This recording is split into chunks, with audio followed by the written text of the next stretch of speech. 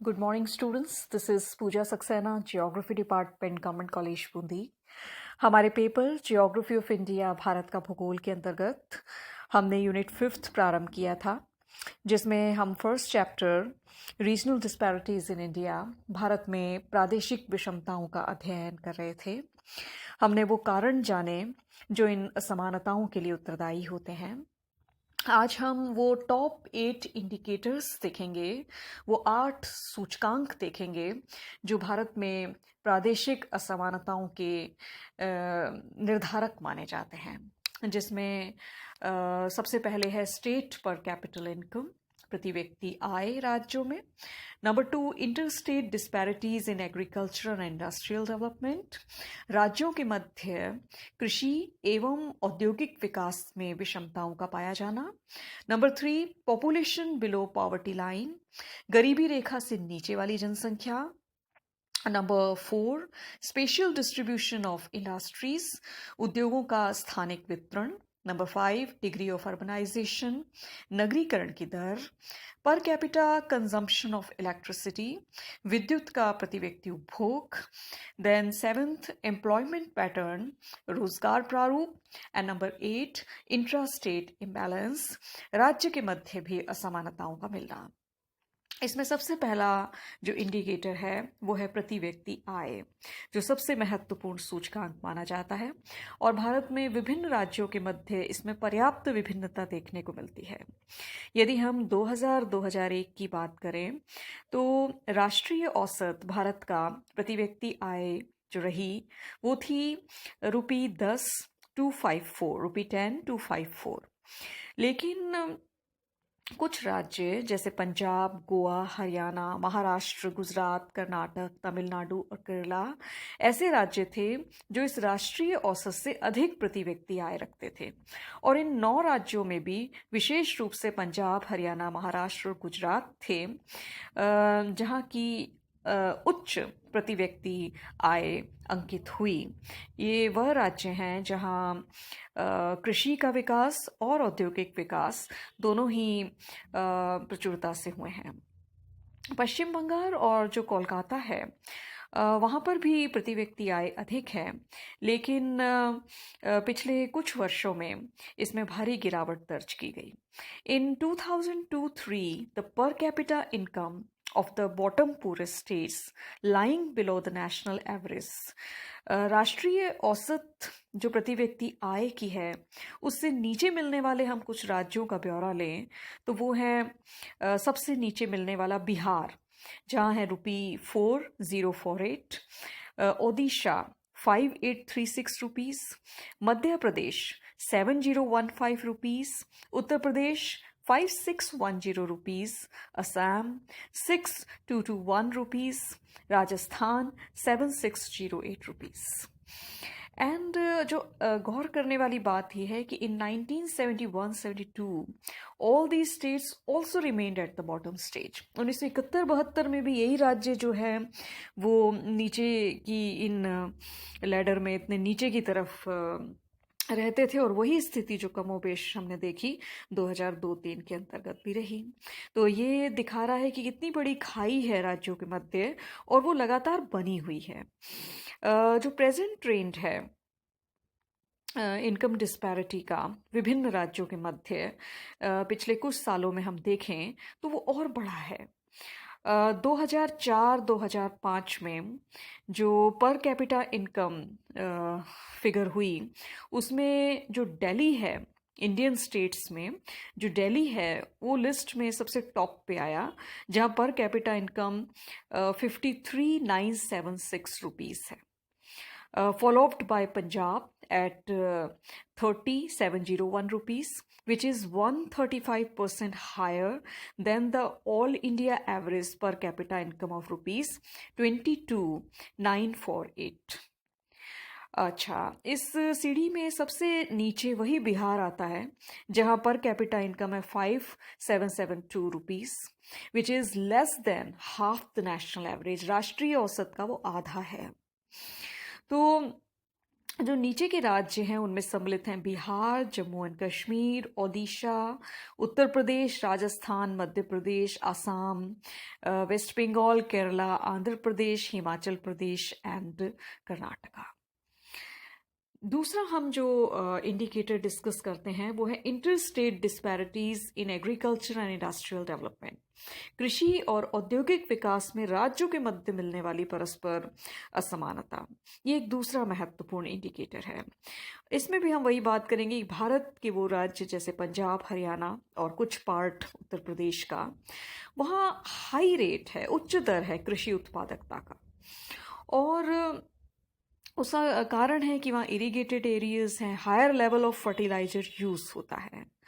अच्छा, 1987-88 में जो कुल सिंचित क्षेत्र है, net irrigated area as percent of net area sown in Punjab was as high as 91% in Punjab, 80% in Haryana, as compared to that of only 14% in Kerala, 17% in Himachal Pradesh and 21% in Assam। देखिए कितनी विषमता है कि जहाँ 91% net sown area है, वो उतनी ही लगभग सिंचित क्षेत्र की फैसिलिटीज़ हैं, जबकि केरल, हिमाचल प्रदेश और आसाम जैसे राज्यों में ये सिर्फ 14, 17 और 21% ही है। इन राज्यों में, पंजाब हरियाणा जैसे राज्यों में, क्योंकि HYVP यानी हाई यील्ड वेराइटीज़ का यूज़ किया गया और नई कृषि तकनीकों का प्रयोग किया गया, तो पंजाब और हरियाणा कुल मिलाकर भारत के फूड ग्रेन का 7.5% जो है वो उत्पादित कर देता है। इस दृष्टि से हम देखें, दूसरी तरफ जो दूसरे राज्य हैं जैसे कि आसाम, बिहार, ओडिशा, उत्तर प्रदेश, वो निरंतर पिछड़ते चले जा रहे हैं। वहाँ इंडस्ट्रियलाइजेशन भी इतना नहीं है, और जो वेस्टर्न रीजन है या वेस्ट बंगाल मिलाकर जो है वो कंबाइंड शेयर रखते हैं 59.25% ऑफ टोटल प्रोडक्टिव कैपिटल।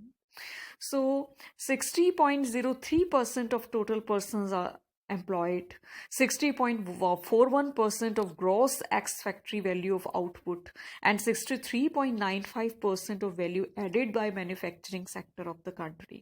तो औद्योगिक और कृषिगत दोनों ही दृष्टियों से राज्यों के मध्य देखिए आप कितनी विस्तृत खाई देखने को मिलती है। तीसरा हम लेते हैं पॉपुलेशन बिलो पॉवर्टी लाइन, गरीबी रेखा से नीचे रहने वाली जनसंख्या। इसका आंकड़ा भी आप राज्य दर राज्य अलग अलग पाएंगे। देखिए, percentage of population living below the poverty line for the whole country was 26% in 1999-2000 में 26% थी। और यहाँ 12 राज्य ऐसे थे जो कि पॉवर्टी लाइन के नीचे ऑल इंडिया एवरेज से ज़्यादा रखते थे। इनके अंतर्गत आते हैं Bihar, Odisha, Madhya Pradesh, Uttar Pradesh. These are the 4 states which have the highest percentage of population below the poverty line, as well as they have the lowest per capita income in the country। देश की में प्रति व्यक्ति आय इन राज्यों में भी सबसे कम है और गरीबी रेखा से नीचे भी ज़्यादा लोग हैं। इसके अलावा छोटे राज्य हैं जैसे आंध्र प्रदेश, पश्चिम बंगाल, कर्नाटक, तमिलनाडु, जहाँ की तुलनात्मक दृष्टि से प्रति व्यक्ति आय अधिक है, बट उसके बावजूद वहाँ उच्च प्रतिशत है उन लोगों का जो कि गरीबी रेखा से नीचे वास करते हैं। जो मेन रीज़न है इस पॉवर्टी का वो है inequality, greater inequality of incomes, आय में बड़ी असमानता का मिलना, और neglect of the backward classes of population, जनसंख्या की जो पिछड़ी जातियां हैं उनका लगातार नज़रअंदाज होते रहना। Again Punjab is the state which is maintaining the highest per capita income among all the states and the lowest percentage of population living below the poverty line, and that is only 6.16%। सिर्फ 6.16% लोग हैं पंजाब में जो कि गरीबी रेखा से नीचे हैं। और कंपेयर कीजिए आप बिहार से जहां 42% लोग हैं, ओडिशा से जहां 47% लोग हैं, और पूरे भारत में राष्ट्रीय औसत जहां 26% लोग गरीबी रेखा से नीचे निवास करते हैं। तो the main reasons behind this low percentage of poverty in Punjab and Haryana are their strong production base and better distribution of income. आय का अच्छा वितरण और उत्पादन का आधार बहुत मजबूत होना कारण है इसके पीछे। तो दूसरी तरफ जो महाराष्ट्र, तमिलनाडु और वेस्ट बंगाल हैं, वहाँ पर भी स्ट्रॉन्ग प्रोडक्शन बेस है, लेकिन आय के वितरण फेयर नहीं है। So this has resulted a comparatively higher degree of poverty in these states in spite of having strong production base. चौथी हम बात करते हैं स्पेशियल डिस्ट्रीब्यूशन ऑफ इंडस्ट्रीज, उद्योगों का स्थानिक वितरण। बहुत इंपॉर्टेंट सूचकांक है, हम इसकी लगातार बात करते आए हैं। भारत में स्वतंत्रता से सिंस इंडिपेंडेंस राज्य जैसे कि कर्नाटक, आंध्र प्रदेश, केरल, गुजरात, पंजाब और हरियाणा, उन्होंने इंडस्ट्रियल सेक्टर में बहुत अच्छा विकास किया।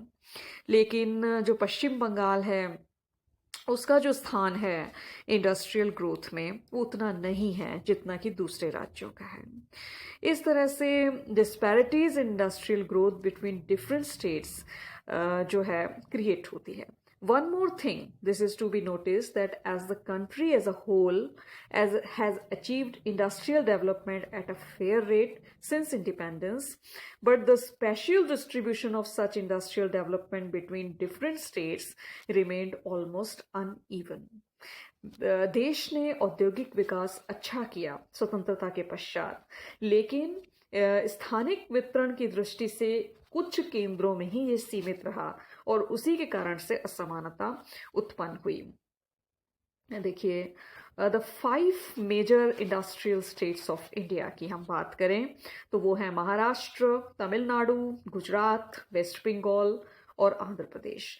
ये मिलकर जॉइंटली 40% जो है टोटल रखते हैं बड़ी इंडस्ट्रीज का, बड़ी फैक्ट्रीज का, और 55% टोटल इंडस्ट्रियल एम्प्लॉयमेंट, उद्योगों से जो रोजगार जनित होता है, 55% इन राज्यों में है। 59% ऑफ टोटल इंडस्ट्रियल आउटपुट, जो औद्योगिक उत्पाद निकलते हैं, 59% इनके द्वारा हैं, एंड 58% ऑफ वैल्यू एडेड। तो आप अनुमान लगा सकते हैं कि कुछ ही राज्यों में संकेंद्रण यही कारण बनता है, जनसंख्या घनत्व, पैचेस का भी और दूसरे कारकों का भी। All other states and union territories jointly accounted the remaining 60% of total location of large factories, 45% of total industrial employment, 41% of total industrial output। देखिए, और हम बाकी के राज्य और केंद्र शासित प्रदेशों को भी मिला दें तो उनके पास है, फिर आप पहले वाले वैल्यूज से कंपेयर करिए और अब कंपेयर कीजिए। 60% जो है लार्ज फैक्ट्रीज, 45% औद्योगिक रोजगार, 41% औद्योगिक उत्पाद और 42% वैल्यू एडेड उनके द्वारा है। तो ये जो ट्रेंड है ये अपने आप में रिवील करता है कि औद्योगिक विकास जो है कितना सीमित है, और कुछ एरियाज जो हैं उसने इस चीज़ ने उनको इंडस्ट्रियली बैकवर्ड बना दिया है। कारण है अनइवन स्पेशियल डिस्ट्रीब्यूशन, और उसका कारण भी हम पढ़ चुके हैं, क्योंकि इंडस्ट्रीज़ के लिए लोकेशनल फैक्टर्स बहुत महत्वपूर्ण होते हैं, रॉ मटेरियल और तमाम बाकी सुविधाएं, तो उस दृष्टि से भी। और दूसरा, जहाँ पर इनिशिएशन होता है फिर वहीं पर डेवलपमेंट होता जाता है, वो कारण भी है। और जहाँ तक हम स्मॉल स्केल इंडस्ट्रीज़ की बात करें, छोटे उद्योगों की बात करें, there has been a considerable concentration of such industrial unit in these 5 major industrially advanced states. But due to repeated efforts of the government to disperse such concentration, the degree of such concentration has been declining gradually. तो सरकारी प्रयास चालू रहते हैं ताकि असमानता को कम किया जा सके और ज़्यादातर लोगों को अपने राज्य में ही रोज़गार मिले, माइग्रेशन कम हो, उसके चलते जो तमाम तरह की परेशानियां होती हैं उसके वो कम हो। तो इस दृष्टि से सरकारी प्रयास जो हैं चलते रहते हैं। अभी रिसेंट ईयर्स में बात करें तो राज्य जैसे कि पंजाब, हरियाणा, केरल और कर्नाटक में भी कंसीडरेबल विकास किया गया उद्योगों का, और जो छोटे स्केल के उद्योग होते हैं उनका भी। अब हम बात करते हैं डिग्री ऑफ अर्बनाइजेशन की। पांचवा इंडिकेटर, नगरीकरण की दर। देखिए, नगरीकरण जो है वो नगरों की ओर फैलाव को इंगित करता है, और ये फैलाव जो है ये असंतुलन का सबसे बड़ा कारक होता है, और इसको प्रेरित करता है नगरीय क्षेत्रों के रोजगार के अवसर और प्रति व्यक्ति आय का उच्च होना। The states which are maintaining higher percentage of urban population than the national average, राष्ट्रीय औसत से ज़्यादा प्रतिशत रखने वाले राज्य हैं। देखिए, महाराष्ट्र, तमिलनाडु, गुजरात, और उसके बाद कर्नाटक, पंजाब, आंध्र प्रदेश और पश्चिम बंगाल। दूसरी ओर the states which are having a lower degree of urbanisation, जिन राज्यों में नगरीकरण कम मात्रा में है, वो है हिमाचल प्रदेश, आसाम, बिहार, ओडिशा, अरुणाचल प्रदेश। नगर जो हैं वो बहुत ही आकर्षक केंद्र होते हैं, और एक स्वाभाविक प्रवृत्ति होती है उसकी तरफ बढ़ने की, तो उस कारण से विभिन्न प्रकार की समस्याएं जनित होती हैं। इसके बाद हमने पर कैपिटा कंजम्पशन ऑफ इलेक्ट्रिसिटी, विद्युत का प्रति व्यक्ति उपभोग। देखिए, इसमें भी रीजनल डिस्पैरिटीज देखने को मिलती हैं। जैसे राज्य जैसे पंजाब, गुजरात, हरियाणा, महाराष्ट्र, वहाँ पर उच्च मात्रा का कंजम्पशन है, और होगा भी क्यों नहीं, क्योंकि वहाँ कृषि मैकेनाइज्ड है, यांत्रिक तरीके से कृषि होती है, और औद्योगिकीकरण भी हुआ है। तो वहाँ रिकॉर्डेड है higher per capita consumption of electricity than the economically backward states, जो जैसे कि आसाम, बिहार, ओडिशा, मध्य प्रदेश, उत्तर प्रदेश, जो औद्योगिक दृष्टि से पिछड़े हैं, उनकी तुलना में जाहिर है कि जो अच्छे विकसित राज्य हैं वहाँ पर प्रति व्यक्ति उपभोग विद्युत का अच्छा होता है। पंजाब में ये सबसे अधिक है, पर कैपिटा कंजम्पशन है यहाँ पे 790 kilowatt per hour as. Next index हम लेते हैं employment pattern. Employment pattern of workers is also an important indicator of regional disparities. राज्य जो कि उच्च मात्रा का औद्योगिकीकरण रखते हैं, वहाँ पे इंडस्ट्रियल वर्कर्स की ज़रूरत होती है, तो इसलिए वहाँ पर अधिक अनुपात पाया जाता है। Average daily employment of factory workers पर लैख ऑफ पॉपुलेशन को यदि हम देखें, तो ये देखने को मिलता है कि औद्योगिक दृष्टि से विकसित राज्य जैसे महाराष्ट्र, गुजरात, हरियाणा, पंजाब, तमिलनाडु और वेस्ट बंगाल में उच्च मात्रा का एम्प्लॉयमेंट कारखानों के अंतर्गत है, जबकि दूसरे राज्यों में राष्ट्रीय औसत से कम है, जैसे कि आसाम, ओडिशा, उत्तर प्रदेश, राजस्थान में। In 1985, the average daily employment of factory workers per lakh of population was as high as 1,890 for Gujarat, 1,750 for Maharashtra, 1,630 for Haryana, as compared to that of only 400 for Assam and Odisha. एक आकलन है ये। जो industrially developed areas हैं, वहाँ पे कुछ क्षेत्र ऐसे हैं जहाँ कृषि का भी अधिक विकास हुआ, तो एग्रीकल्चरल लेबरर्स को भी इसके अंतर्गत सम्मिलित किया जाता है, और इसमें जो है रूरल वर्कर्स की संख्या ज़्यादा है। उसके बाद हम लेते हैं इंट्रा स्टेट इम्बैलेंस। इसका मतलब है कि एक पर्टिकुलर स्टेट के अंदर ही विषमताओं का मिलना। ये एक बढ़ती हुई प्रवृत्ति है एक राज्य के अंदर भी, कि वहाँ विकास की जो गतिविधियां हैं उनका भी संकेंद्रण कुछ क्षेत्रों में ही होकर रह जाता है। अब हम अर्बन और जो मेट्रोपॉलिटन एरियाज देखें जिन कई स्टेट्स में, तो उसमें विशेषकर वो जिले, जैसे एग्जाम्पल लें, जैसे पश्चिम बंगाल है, वहाँ 70% जो इंडस्ट्रियल कॉन्सेंट्रेशन है वो हुगली जिले में है। तो 86% ऑफ रजिस्टर्ड फैक्ट्रीज जो हैं वो इसी एरिया में पड़ती हैं। परिणाम स्वरूप पूरे राज्य के अंतर्गत यहीं पर जो है जनसंख्या का संकेंद्रण और दूसरे कारण जो हैं वो हो जाते हैं, जबकि दूसरे जो क्षेत्र हैं वो अनटच्ड रह जाते हैं। जो पंजाब है उसमें इंडस्ट्रीज जो हैं वो कुछ नगरीय क्षेत्रों में है। इवन 96% जो होल्डिंग है वो कुछ क्षेत्रों के अंतर्गत ही है। और जो बड़ा प्रोपोर्शन है स्मॉल स्केल इंडस्ट्रीज का, वो भी कुछ एडवांस्ड डिस्ट्रिक्ट्स में ही केंद्रित है। तो परिणाम स्वरूप ये होता है कि इंट्रा स्टेट इम्बैलेंस भी क्रिएट हो जाता है।